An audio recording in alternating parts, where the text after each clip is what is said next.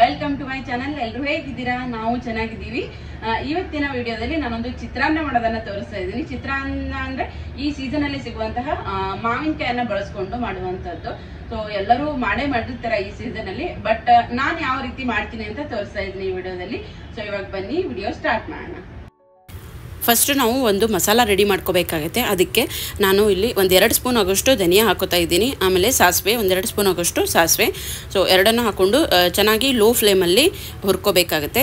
ಸ್ವಲ್ಪ colour change ಆಗೋವರೆಗೂ ಹುರ್ಕೋಬೇಕು ಧನಿಯಾ ಅದೆಲ್ಲನೂ. ಆಮೇಲೆ ಸಾಸಿವೆ ಸ್ವಲ್ಪ ಸಿಡಿಯೋಕ್ಕೆ ಶುರು ಆಗುತ್ತೆ, ಅಲ್ಲಿವರೆಗೂ ಹುರ್ಕೊಂಡು ಇದನ್ನು ಪೂರ್ತಿಯಾಗಿ ತಣ್ಣಗಾದ್ಮೇಲೆ ನಾವು ಮಿಕ್ಸಿ ಮಾಡ್ಕೋಬೇಕಾಗುತ್ತೆ. ಮಿಕ್ಸಿ ಮಾಡ್ಕೊಳ್ಳುವಾಗ ನಾವು ಉಳಿದಿರೋಂಥ ಇಂಗ್ರೀಡಿಯೆಂಟ್ಸ್ ಎಲ್ಲನೂ ಸೇರಿಸ್ಕೋಬೇಕು. ಇದಕ್ಕೆ ನಾನು ಪೂರ್ತಿಯಾಗಿ ತಣ್ಣಗಾದ್ಮೇಲೆ ಹಾಕಿದ್ದೀನಿ ಮಿಕ್ಸಿಯಲ್ಲಿ. ಆಮೇಲೆ 1 ಇಂಚಷ್ಟು ಶುಂಠಿ ಹಾಕೋತಾ ಇದ್ದೀನಿ ನಾನು, ಹಸಿ ಶುಂಠಿ. ಅದಕ್ಕೆ ಒಂದು ಸ್ವಲ್ಪ ಕಾಯಿ ತುರಿ ಹಾಕೋತಾ ಇದ್ದೀನಿ ನಾನು, ಒಂದು ಅರ್ಧ ಕಪ್ ಆಗೋಷ್ಟು ಕಾಯಿ ತುರಿ ಹಾಕ್ಕೊಂಡಿದ್ದೀನಿ. ಇನ್ನೊಂದು ಸ್ವಲ್ಪ ನಾನು ಗಾರ್ನಿಷಿಂಗಿಗೆ ಅಂತ ಇಟ್ಕೊಂಡಿದ್ದೀನಿ. ಅದಕ್ಕೆ ಒಂದು ಸ್ವಲ್ಪ ಕೊತ್ತಂಬರಿ ಸೊಪ್ಪು, ಆಮೇಲೆ ಒಂದು ಸ್ವಲ್ಪ ಕರಿಬೇವು ಸೊಪ್ಪು ಕೂಡ ಹಾಕ್ಕೊಂಡಿದ್ದೀನಿ. ನಿಮ್ಮ ಇಷ್ಟ, ಬೇಕಿದ್ದರೆ ಹಾಕೋಬೋದು, ಇಲ್ಲಾಂದರೆ ಡೈರೆಕ್ಟಾಗಿ ಒಗ್ಗರಣೆಯಲ್ಲೇ ಹಾಕೋಬೋದು. ನಾನೊಂದು ಸ್ವಲ್ಪ ಫ್ಲೇವರ್ಫುಲ್ ಆಗಿರಲಿ ಅಂತ ಇಲ್ಲೂ ಹಾಕ್ಕೊಂಡಿದ್ದೀನಿ. ಆಮೇಲೆ ಒಗ್ಗರಣೆಯಲ್ಲೂ ಕೂಡ ಹಾಕೋತೀನಿ ನಾನು. ಸೊ ಇಷ್ಟು ಚೆನ್ನಾಗಿ ಪೇಸ್ಟ್ ರೆಡಿ ಆದರೆ ಆಯಿತು. ಸೊ ಇವಾಗ ಚಿತ್ರಾನ್ನ ಮಾಡ್ಕೊಳ್ಳೋಕ್ಕೆ ನಾನಿಲ್ಲಿ ಒಂದು ಪ್ಯಾನ್ನಲ್ಲಿ ಒಂದು ಸ್ವಲ್ಪ ಎಣ್ಣೆ ಹಾಕ್ಕೊಂಡಿದ್ದೀನಿ. ಆಮೇಲೆ ಅದಕ್ಕೆ ಸಾಸಿವೆ, ಜೀರಿಗೆ, ಆಮೇಲೆ ಉದ್ದಿನಬೇಳೆ ಅದೆಲ್ಲನೂ ಹಾಕ್ಕೋಬೇಕು.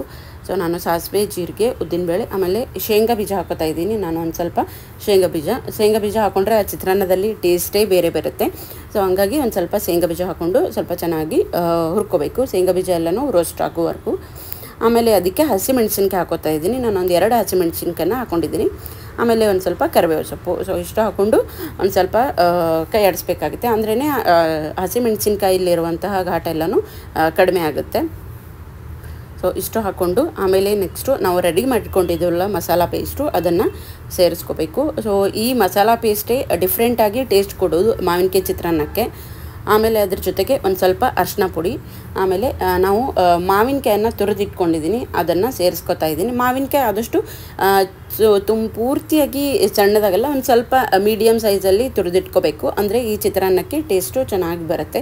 ಹುಳಿ ಒಂದು ಸ್ವಲ್ಪ ಜಾಸ್ತಿ ಚೆನ್ನಾಗಿ ಅನಿಸುತ್ತೆ ಪ್ರತಿ ಬೈಟಲ್ಲೂ. ಆಮೇಲೆ ಅದಕ್ಕೆ ಒಂದು ಸ್ವಲ್ಪ ಇಂಗು ಎಲ್ಲನೂ ಹಾಕಿ, ಆಮೇಲೆ ನಾನಿಲ್ಲೊಂದು ಸ್ವಲ್ಪ ಅನ್ನನ ಆರಿಟ್ಕೊಂಡಿದ್ದೆ. ಅನ್ನ ಪೂರ್ತಿಯಾಗಿ ಆರಿದ ಮೇಲೇ ಮಿಕ್ಸ್ ಮಾಡ್ಕೋಬೇಕು, ಅಂದರೆ ಉದುರಾಗಿರುತ್ತೆ.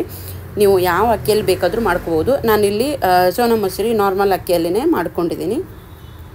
ಸೊ ಈ ಆರಿದ ಅನ್ನ ಎಲ್ಲ ಹಾಕ್ಕೊಂಡು ಚೆನ್ನಾಗಿ ಮಿಕ್ಸ್ ಮಾಡ್ಕೋಬೇಕು. ಈ ಮಾವಿನಕಾಯಿ ಸೀಸನಲ್ಲಿ ಮಾಡ್ಕೊಳ್ಳೇಬೇಕಾದಂತಹ ರೆಸಿಪಿ ಇದು.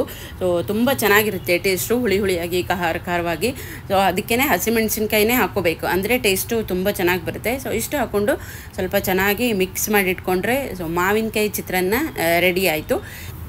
ಬೆಳಗ್ಗೆ ಬ್ರೇಕ್ಫಾಸ್ಟಿಗೆ ಆಗಿರ್ಬೋದು, ಆಮೇಲೆ ಲಂಚ್ ಬಾಕ್ಸಿಗೆ ಆಗಿರ್ಬೋದು, ಎಲ್ಲದಕ್ಕೂ ತುಂಬಾ ಸುಲಭವಾಗಿ ಮಾಡ್ಕೊಳ್ಳೋಂಥ ರೆಸಿಪಿ. ಮೇಲೆ ಒಂದು ಸ್ವಲ್ಪ ಕಾಯಿ ತುರಿ ಸೇರಿಸ್ಕೊಂಡ್ಬಿಟ್ರೆ ತುಂಬಾ ಟೇಸ್ಟಿ ಆಗಿರುವಂತಹ ಚಿತ್ರಾನ್ನ ರೆಡಿ ಆಯಿತು. ಸೊ ಇವಾಗ ಅದ್ರ ಜೊತೆಗೆ ಒಂದು ಹಪ್ಪಳ, ಬರೀ ರೈಸ್ ಐಟಮೇ ಇದ್ದರೆ ಅದ್ರ ಜೊತೆಗೆ ಹಪ್ಪಳ ಇದ್ದರೆ ಆ ಊಟದ ರುಚಿನೇ ಬೇರೆ ಆಗಿರುತ್ತೆ.